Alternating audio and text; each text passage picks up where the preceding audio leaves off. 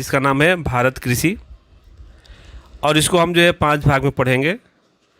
आज हम भाग 1 के बारे में पढ़ेंगे और समझेंगे। तो चलिए विद्यार्थियों, आज हम भाग 1 में भारत की कृषि के बारे में विविध प्रकार की जानकारी प्राप्त करते हैं। विद्यार्थियों, पाठ 10 भारत कृषि। विद्यार्थियों, सबसे पहले हम भारत की कृषि की क्या विशेषता है उसके बारे में पढ़ लेते हैं और समझ लेते हैं। तो चलिए देखते हैं। सबसे पहले भारत एक कृषि प्रधान देश है और भारत के लोगों का मुख्य व्यवसाय कृषि एवं पशुपालन है।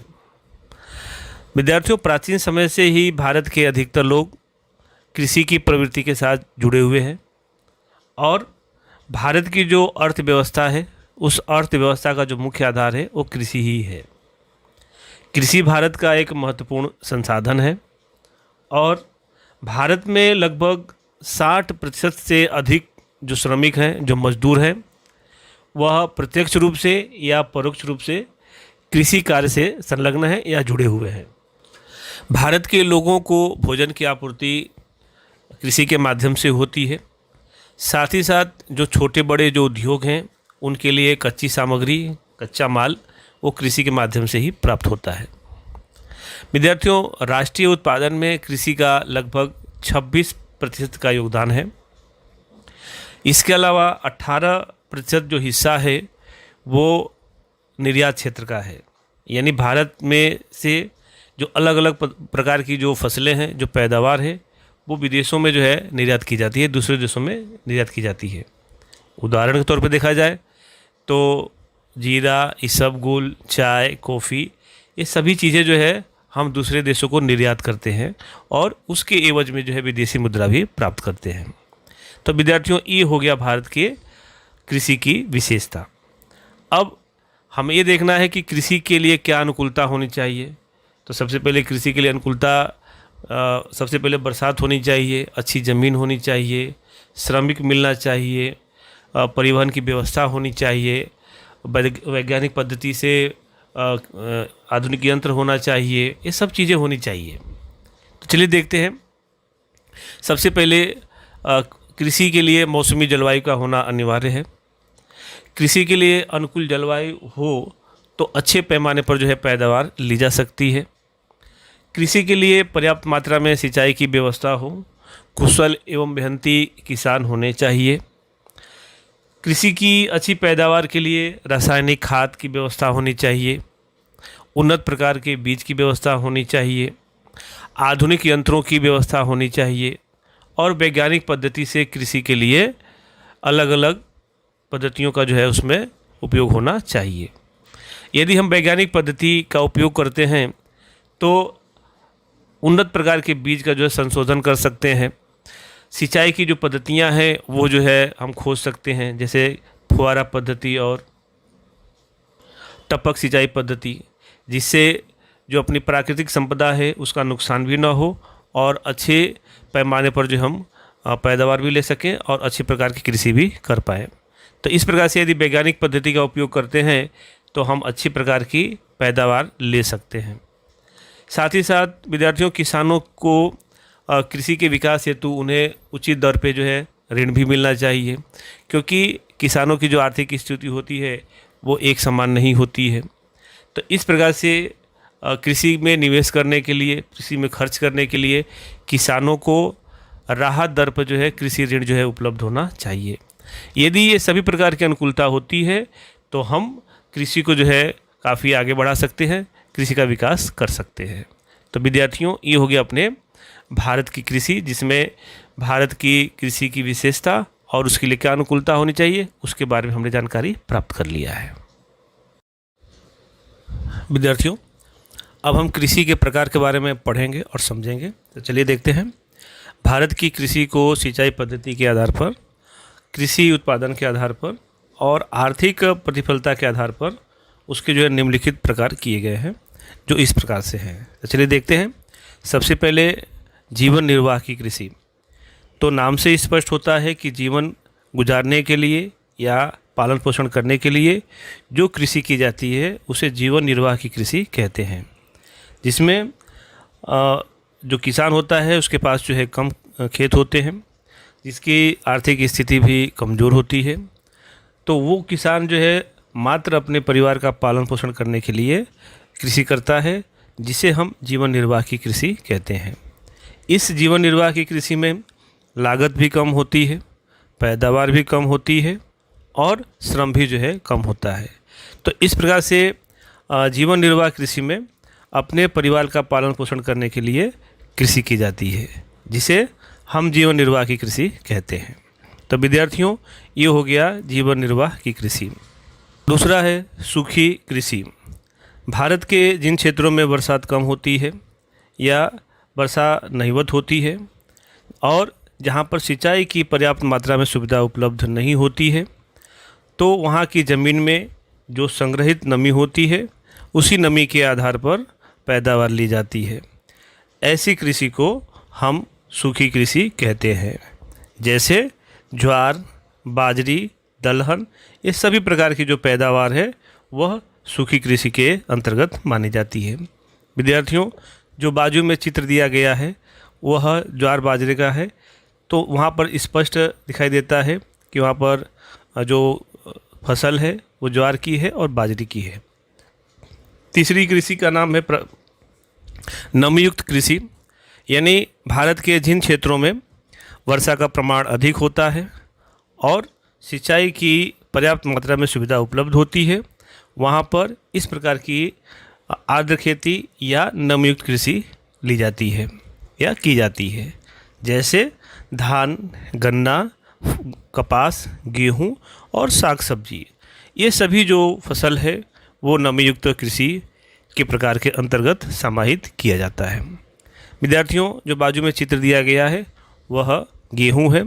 इससे स्पष्ट होता है कि जो गेहूं की पैदावार होती है उसमें पानी अधिक लगता है। पानी की जो है पर्याप्त मात्रा में जो है उसको आवश्यकता होती है, इसलिए ये वहीं पर लिया जाता है जहाँ पर जो है सिंचाई की सुविधा उपलब्ध हो या वर्षा का प्रमाण अधिक हो। तो विद्यार्थियों, आज हम कृषि के प्रकार में जीवन निर्वाह कृषि और सूखी कृषि और नमयुक्त कृषि के बारे में इस भाग में हमने जानकारी प्राप्त किया है। तो चलिए आगे देखते हैं। विद्यार्थियों, कृषि के जो चौथा प्रकार है वह स्थानांतरित कृषि यानी झूम खेती। यानी स्थानांतरित कृषि में वृक्षों को काटकर उन्हें जलाकर ज़मीन को साफ़ सुथरी की जाती है, समतल बनाया जाता है और उसमें जो है खेती की जाती है। कुछ वर्षों के बाद ज़मीन के उपजाऊपन कम होने के साथ उस विस्तार को जो है छोड़ करके दूसरे स्थान पर या दूसरे विस्तार में स्थानांतरित होकर वहाँ पर इस पद्धति से खेती की जाती है, जिसे स्थानांतरित खेती या झूम खेती कहते हैं। इस कृषि में पैदावार कम होता है और जैसे सूखे अनाज की फसल, साग सब्जी, ये सभी प्रकार की पैदावार जो है इस प्रकार की स्थानांतरित कृषि में ली जाती है। पांचवा प्रकार है बागायती कृषि। यानी नाम से स्पष्ट होता है कि बागान बनाकर या बगीचा बनाकर जो कृषि की जाती है उसे बागायती कृषि कहते हैं। विद्यार्थियों, जैसा कि स्थानांतरित खेती में जो है ये बाजू में जो दृश्य या चित्र रखा गया है उसमें आप देख रहे हैं कि वह जंगल को जलाया जा रहा है, काटा जा रहा है और समतल ज़मीन खेत स्वरूप जो है बनाया जा रहा है। तो ये चित्र से देख करके आपको थोड़ी जानकारी भी ग्रहण कर लेनी है। तो चलिए अपने बात कर रहे थे बागायती कृषि में। तो बागायती कृषि एक विशिष्ट प्रकार की होने वाली कृषि है। यह कृषि बागान या बगीचा बना करके की जाती है। बागानी खेती में फसलों की जो है देखभाल, सुरक्षा एवं सावधानी पूर्वक जो है उसका संवर्धन किया जाता है। इस प्रकार की कृषि में पूंजी निवेश ज़्यादा लगता है, कुशलता भी उसमें अधिक होनी चाहिए, तकनीकी ज्ञान का जो है जानकारी होना चाहिए, यंत्र आदि की सुविधा होनी चाहिए, खाद आदि की सुविधा होनी चाहिए और सिंचाई की जो है पर्याप्त सुविधा होनी चाहिए। संग्रह एवं परिवहन की विशेष सुविधा होनी चाहिए। यानी जो भी पैदावार हो रही है उसको संग्रह करने के लिए और एक स्थान से दूसरे स्थान पर जो है समय सर जो है भेजने के लिए परिवहन की विशेष सुविधा होनी चाहिए। तो इस प्रकार के बागानी कृषि में या बागायती कृषि में ख़ास तौर से जो बगीचे होते हैं वो बगीचे रबर के, चाय के, कॉफ़ी के, कोको के, नारियल, सेब, आम, अंगूर, आंवला, नींबू आदि सभी जो है जो फसल है, जो पैदावार है, वो बगीचे बना करके, बागान बना करके उसकी कृषि की जाती है, खेती की जाती है। तो जैसा विद्यार्थियों जो बाजू में दृश्य या चित्र दिया गया है, जिसमें सेब का बगीचा है, सेब का बगीचा है और उसमें जो है ये सेब की अलग अलग जो है उसमें पैदावार दिखाई दे रही है। आगे की जो कृषि है का प्रकार है वो है सघन कृषि। तो विद्यार्थियों भारत के जिन क्षेत्रों में सिंचाई की पर्याप्त मात्रा में सुविधा उपलब्ध होती है तो वहाँ पर जो है कृषि अच्छे प्रमाण में ली जाती है, और साथ ही साथ जहाँ रासायनिक खाद, जंतुनाशक दवा आदि का उपयोग कर खेती की जाती है उसे हम कृषि सघन कृषि कहते हैं। तो इस प्रकार की कृषि में जो पैदावार होता है वो काफ़ी ज़्यादा होता है। तो संक्षिप्त में यही कह सकते हैं कि भारत के जिन क्षेत्रों में सिंचाई की पर्याप्त मात्रा में सुविधा उपलब्ध होती है और सभी प्रकार के रासायनिक, जंतुनाशक दवा, यंत्र आदि का जो उपयोग है वो अधिक होता है और जिसके कारण से जो है पैदावार भी ज़्यादा होती है, तो ऐसी कृषि को हम सघन कृषि कहते हैं। तो विद्यार्थियों ये जो बाजू में चित्र दिया गया है जिसमें धान का फसल है और उसमें खाद आदि जो है छाटा जा रहा है, तो इस प्रकार से सघन कृषि में पैदावार अधिक होती है, ये आपको ध्यान रखना है। तो विद्यार्थियों ये हो गया अपने कृषि के प्रकार के बारे में जानकारी। विद्यार्थियों कृषि की जो पद्धतियां हैं उसके बारे में हम जानकारी प्राप्त करते हैं। कृषि की 3 पद्धतियां हैं, सजीव कृषि, टिकाऊ कृषि और मिश्र कृषि। तो सबसे पहले हम सजीव कृषि के बारे में पढ़ते हैं और समझते हैं।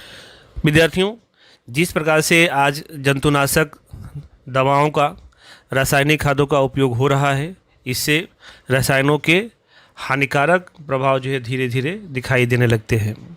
आज साग सब्जी तथा फलों में रसायनों एवं जंतुनाशक जो दवाएं हैं उनकी उपस्थिति के कारण लोगों के स्वास्थ्य के ऊपर विपरीत असर पड़ रहा है और अलग अलग तमाम प्रकार की बीमारियां जो है बढ़ती जा रही हैं, जिससे पर्यावरण पर भी काफ़ी नुकसान होता है, पर्यावरण के ऊपर विपरीत असर पड़ता है। ज़मीन की जो उर्वरकता है, ज़मीन की जो उत्पादकता है वो कम हो जाती है, घटने लगती है, जिसके कारण से लंबे समय के बाद इस ज़मीन में से फसल का उत्पादन एवं गुणवत्ता जो है घट जाती है।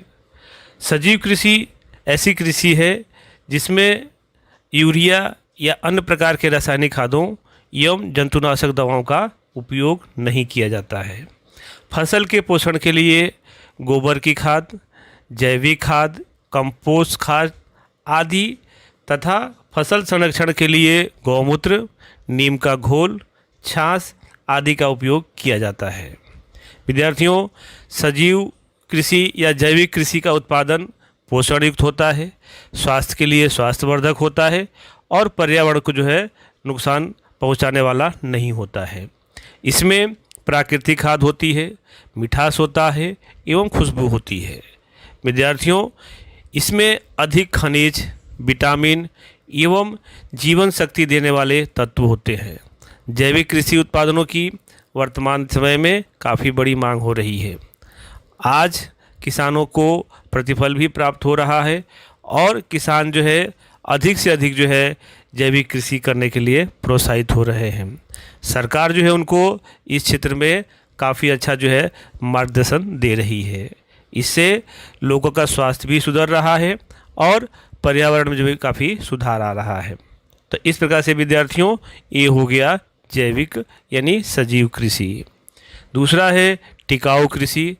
विद्यार्थियों इस कृषि में ज़मीन का उपजाऊपन लंबे समय तक बना रहता है।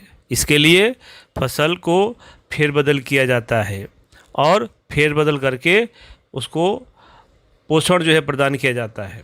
पोषण के लिए रासायनिक खाद की आवश्यकता जितना ही उपयोग, कीटक एवं खरपतवार नियंत्रण के लिए जंतुनाशक दवाओं के बदले जैविक नियंत्रण एवं जल संरक्षण, इन तमाम बातों पर विशेष ध्यान दिया जाता है। विद्यार्थियों तीसरा प्रकार है मिश्र कृषि। इस कृषि में कृषि के साथ पशुपालन भी होता है, मुर्गा पालन भी होता है, बतख पालन भी होता है और मधुमक्खी पालन भी होता है। साथ ही साथ मत्स्य पालन, यानी जो तमाम प्रकार की जो प्रवृत्ति है वह जैविक भी है और टिकाऊ भी है। तो इस प्रकार की जो सभी प्रवृत्ति होती है उसे हम मिश्र कृषि कहते हैं। ख़ास तौर से कृषि के साथ साथ पशुपालन और मधुमक्खी पालन और मत्स्य पालन जैसी सभी प्रवृत्तियां जो है इस मिश्र कृषि में की जाती है। तो विद्यार्थियों, इस प्रकार से ये हो गया कृषि की पद्धतियाँ और मुझे पूरा विश्वास है कि आपको जो पूरा समझ में आ गया होगा।